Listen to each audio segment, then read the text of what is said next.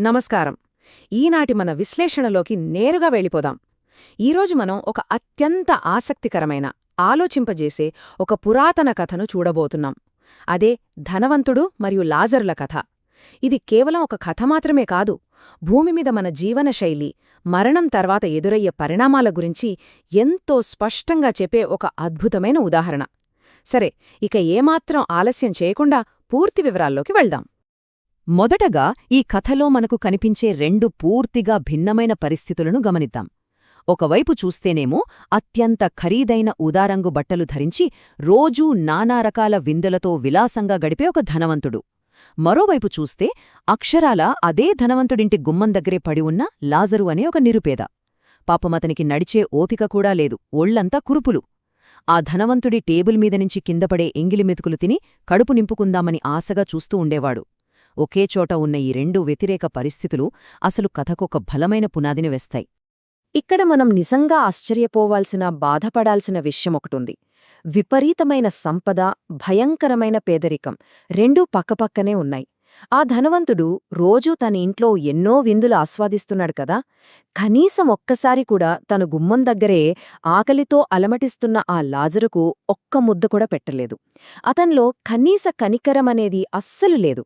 ఆ పేదవాడిని తోటి మనుషులు పట్టించుకోలేదు సరికదా, కేవలం వీధి కుక్కలు మాత్రమే వచ్చి అతని ఒంటిపై ఉన్న కురుపులను నాకుతుండేవి. ఇది మానవత్వం ఎంత దారుణంగా అడుగంటిపోయిందో చెప్పే ఒక కఠినమైన వాస్తవం. సరే, భూమిమీద వారి జీవితాలు ఎలా ఉన్నాయో చూశాం కదా. ఇప్పుడు ఈ కథలో ఒక అతిపెద్ద మలుపు వస్తుంది. అదే మరణం.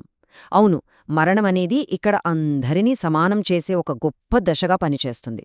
ముందు ఆ పేదవాడైన లాజరు చనిపోవడం, ఆ తర్వాత కొన్నాళ్లకు ఆ ధనవంతుడు కూడా చనిపోవడం జరుగుతుంది. కానీ అసలు కథ ఇక్కడే మొదలవుతుంది. మరణం తర్వాత వీరిద్దరి జీవితాలు ఎలా పూర్తిగా తారుమారయ్యాయో, వారి మరణానంతర గమ్యాలు ఎలా మారిపోయాయో మనమిప్పుడు చూడబోతున్నాం.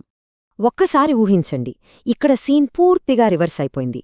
అప్పటివరకు ఎన్నో కష్టాలు, ఆకలి బాధలు అనుభవించిన లాజరును మరణానంతరం దేవదూతలు నేరుగా అబ్రహాము దగ్గరున్న ప్రశాంతమైన లోకానికి తీసుకెళ్లారు. అక్కడ అతనికి ఎంతో ప్రశాంతత, అంతులేని సుఖం లభించాయి.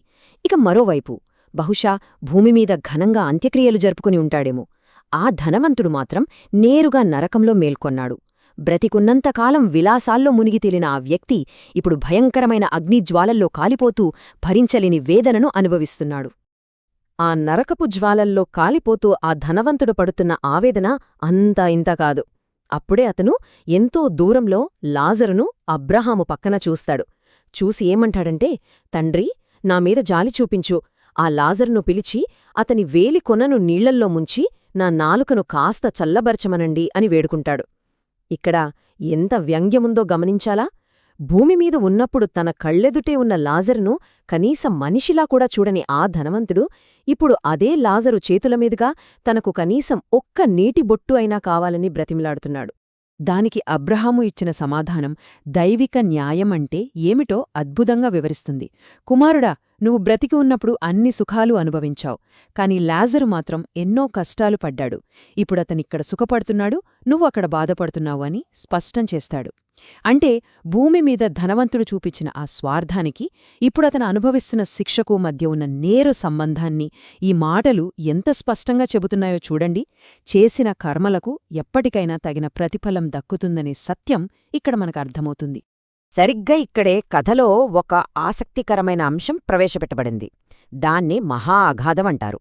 భూమిమీదున్నప్పుడు ధనవంతుడు తన విలాసాలతో, అహంకారంతో లాజరుకు తనకు మధ్య ఒక అదృశ్యమైన గోడను కట్టుకున్నాడు కదా. మరణం తర్వాత ఆ విభజన ఇప్పుడొక నిజమైన, ఎన్నటికీ దాటలేని ఒక పెద్ద శాశ్వతమైన లోయగా మారిపోయింది. పుణ్యలోకంలో ఉన్నవారు నరకానికి గాని, నరకంలో ఉన్నవారు పుణ్యలోకానికి గాని వెళ్లటం ఏమాత్రం సాధ్యం కాదు. మన పనులు సృష్టించిన దూరం అంతిమంగా ఎలా శాశ్వతమైపోతుందో ఈ అగాధం మనకు కళ్లకు కట్టినట్లు వివరిస్తుంది. ఇక తనకు ఎలాగూ విముక్తి లేదని, ఇక్కడి నుంచి తప్పించుకోవడం అసాధ్యమని ఆ ధనవంతుడికి అర్థమైపోయింది. అప్పుడు అకస్మాత్తుగా అతని ఆలోచనలు భూమిమీద ఉన్న తన కుటుంబం వైపుకు మళ్ళుతాయి. ఇక్కడ ఆ 5 అనే సంఖ్య గురించి మనం మాట్లాడుకోవాలి. అవును, భూమిమీద ఇంకా జీవించి ఉన్న తన 5గురు సోదరుల భవిష్యత్తు గురించి అతను తీవ్రమైన ఆందోళనకు గురవుతాడు. బహుశా అతనిలో ఇతరుల పట్ల శ్రద్ధ కలగడం, వాళ్ల గురించి ఆలోచించడం ఇదే మొదటిసారి కావచ్చు. తన కుటుంబం కూడా తనలాగా బాధపడకూడదనే ఒక ఆవేదన ఇక్కడ మనకు కనిపిస్తోంది.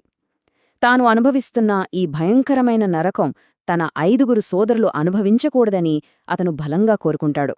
అందుకే చనిపోయిన లాజరును తిరిగి భూమిమీదకు పంపి ఒక అద్భుతం చేసి వారిని హెచ్చరించాలని ప్రాధేయపడతాడు. తన సోదరుల కళ్ళు తెరిపించడానికి, వాళ్లు చేస్తున్న పాపాలను ఆపడానికి ఎవరో ఒకరు చనిపోయి తిరిగొస్తే తప్ప వాళ్లు నమ్మరు అని అతను అనుకుంటాడు. కాని ఆ ధనవంతుడి కోరికకు పరలోకం నుండి వచ్చిన సమాధానం చాలా సూటిగా ఉంది. మనుషులు మంచి చెడుల మధ్య తేడా తెలుసుకోవడానికి కొత్తగా ఎలాంటి అద్భుతాలు జరగాల్సిన అవసరం లేదని ఆ సమాధానం చెప్తోంది.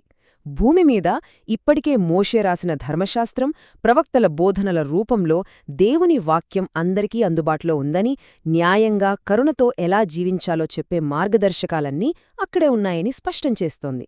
అంటే మనకు కావాల్సిన జ్ఞానమంతా ముందే ఉంది, మనం చెయ్యాల్సిందల్లా దాన్ని విని ఆచరించడమే. ఈ సంభాషణ మన మానవ నైజం గురించి ఒక అత్యంత శక్తివంతమైన ముగింపునిస్తుంది. వారు భూమిమీద ఉన్న దేవుని మాటలనే వినకపోతే, చనిపోయిన ఒక వ్యక్తి తిరిగి లేచి వెళ్ళినా వారు నమ్మరు అని అబ్రహాము చెబుతాడు. ఇది ఎంత నిజం కదా! ఒక వ్యక్తి హృదయం కఠినంగా మారితే ఏ అద్భుతమూ వారిని మార్చలేదు. ఇప్పటికే ఉన్న ప్రాథమిక నైతిక సత్యాలను పెడచెవిన పెట్టేవారు సాక్షాత్తూ ఒక మనిషి చనిపోయి తిరిగి వచ్చి చెప్పినా కూడా మారరు. మనుషుల మొండితనం ఎంత లోతుగా పాతుకుపోయిందో ఈ మాటలు మనకు తెలియజేస్తాయి. తదుపరి విభాగం ముఖ్యమైన సందేశాలు, ఈ కథలోని నీతి. సరే, ఇంత లోతైన కథను చూశాం కదా, మరి ఇందులో నుండి మనం గ్రహించవలసిన ఆ కీలకమైన పాఠాలేమిటో ఇప్పుడు క్రోడీకరించి చూద్దాం. ఈ కథ మనకు ప్రధానంగా 2 పాఠాలను ఎంతో స్పష్టంగా చెబుతోంది. మొదటిది, మన దగ్గర ఎంత సంపద ఉన్నా సరే సాటి మనిషి పట్ల, ముఖ్యంగా పేదవారి పట్ల కరుణ లేకపోతే అది పూర్తిగా వ్యర్థం. అవసరంలో ఉన్నవారిని ఆదుకోకపోవడం దేవుని దృష్టిలో గొప్ప పాపంగా పరిగణించబడుతుందని ఈ కథ తేల్చి చెబుతోంది. ఇక రెండవది మరియు అత్యంత కీలకమైనదేమిటంటే, పశ్చాత్తాపం లేదా మారాలనే తపన అనేది మనిషి భూమిమీద బ్రతికి ఉన్నప్పుడే జరగాలి. మరణం తర్వాత ఎంత పశ్చాత్తాపపడినా ఎలాంటి ప్రయోజనమూ ఉండదు. మన తప్పులను సరిదిద్దుకునే అవకాశం కేవలం ఈ జీవితంలో మాత్రమే ఉంటుందని ఈ కథ తీవ్రంగా హెచ్చరిస్తోంది. మనం ఈ విశ్లేషణను ముగించే ముందు ఈ కథ మనందరి మెదళ్లలో ఒక లోతైన ప్రశ్నను రేకెత్తిస్తోంది.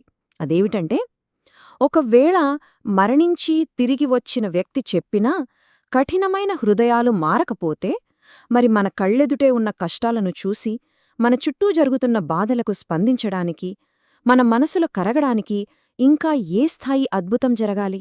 మనం బ్రతికి ఉండగానే సరైన నిర్ణయాలు తీసుకోవటం ఎంత అవసరమో ఈ ప్రశ్న మనల్ని ఆలోచింపజేస్తుంది. ఈ బలమైన ఆలోచనతోనే ఈనాటి మన వివరణను ముగిద్దాం. దీని గురించి తప్పకుండా ఆలోచించండి. మళ్ళీ మరొక ఆసక్తికరమైన అంశంతో త్వరలోనే కలుద్దాం.